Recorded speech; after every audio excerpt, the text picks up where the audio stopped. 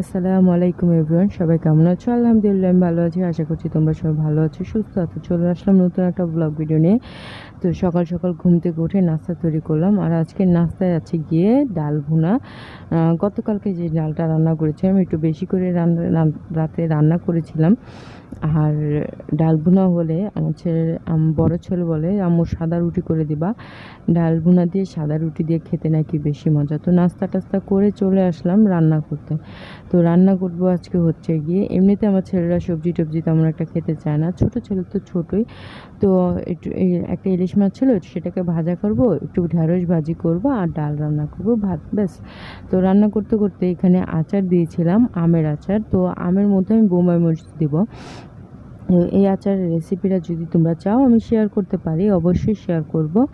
তবে যেহেতু সময় কম ছিল তাই অত কিছু করতে পারলাম না। তো এখন মরিচটা তো আমি হাতে ভাঙতে পারবো না, বা হাতে কাটতে পারবো না, তো যার কারণে ব্লেন্ডার ইউজ করলাম, এবং ব্লেন্ডারের মাধ্যমে সবগুলো ভেঙে আচারের মধ্যে দিয়ে দিলাম। তো সেই আচারটা সাথে সাথে আবার রোদে দিয়ে দিলাম। তো খাবার সময় হয়ে গেছে, তো আমি আর আমার ছেলে খেতে বসে পড়েছি। তো মাছ ভাজা আছে, তারপর ঢেঁড়স ভাজি আছে, ডাল আছে, ভাত আছে, ব্যাস। এই তো হচ্ছে গিয়ে আজকের মেনু ছিল লাঞ্চে। তো আমরা দুজন খেতে বসলাম, আর আলিফ বারবার বলছিল তুমি যে ভিডিও করছো আমাকে তো দেখাই যাচ্ছে না। তো চাই আজকে ওকেই দেখালাম, আমাকে আর ভিডিওতে দেখালাম না। তো আমি আর আমার ছেলে ভাত খাচ্ছি, আর আজকে মাথাটা জানো না প্রচণ্ড পরিমাণে ব্যথা করছে। আমার মতো কার কার এই গরমে এত সমস্যা হচ্ছে। তো গরম তো আসলে গরমই, গরমের সময় তো এরকম হবেই। বন্ধুরা, তো এখন বেজে গেছে সন্ধ্যা 6:40, মাত্র মাগরিবের আজান দিল।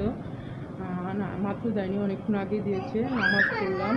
তো নামাজ পড়ে উঠে এখন চিন্তা করতেছি বাচ্চাদের জন্য কিছু স্ন্যাক্স তৈরি করা দরকার। তো আজকে কী বানাবো, চলো দেখো কী তৈরি করবো। তো আজকে অনেক দিন ধরে এই আলিফ বায়না করছিল ফ্রেঞ্চ ফ্রাই খাবে, ফ্রেঞ্চ ফ্রাই খাবে, ফ্রেঞ্চ ফ্রাই খাবে। তো আমরা বাঙালি, ইংলিশ তো অত বলা যায় না। তো যেহেতু আমরা শুরুর থেকে জানি এটা আলু ভাজা, কিন্তু তারা তো ইংলিশ ভাষা বলে, তারা বলে ফ্রেঞ্চ ফ্রাই খাবো। তো ফ্রেঞ্চ ফ্রাই করলাম। তো ছেলের জন্য ফ্রেঞ্চ ফ্রাই করতে চলে আসলাম। ছেলে অপেক্ষা করছে কখন মা তার জন্য ফ্রেঞ্চ ফ্রাই করে নিয়ে যাবে। তো এইভাবে আমি সবসময় ফ্রেঞ্চ ফ্রাই করি। আর তোমরা চাইলে এই পদ্ধতিতে করতে পারো, এটা খুব সহজ পদ্ধতি, কারণ তেমন একটা ঝামেলা হয় না, কোনো সমস্যা হয় না।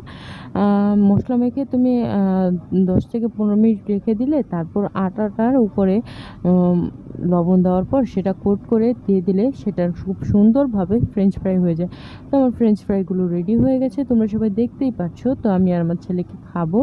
তো ছেলে তো দেখে খুব খুব খুশি হয়েছে যে মা ফ্রেঞ্চ ফ্রাই করেছে, সাথে সামান্য একটু সস ছিল, তত পরিমাণ সস ছিল না। তো ছেলে খুবই খুশি, সে তো আমাকে আদর করতেছে। তো এর পরপরই আবার আম্মু দিল খিচুড়ি। তো খিচুড়ি পেয়ে তো আমি সোনায় সোহাগা হয়ে গেলাম আজকে। তো আজকে সন্ধ্যাটা পুরোই জমে গেছে। তো ভাবছিলাম যে রান্নাঘরে আসলে তালা দিয়ে দেবো। তো যাই হোক, সবাই ভালো থেকো, সুস্থ থেকো, আল্লাহ হাফেজ।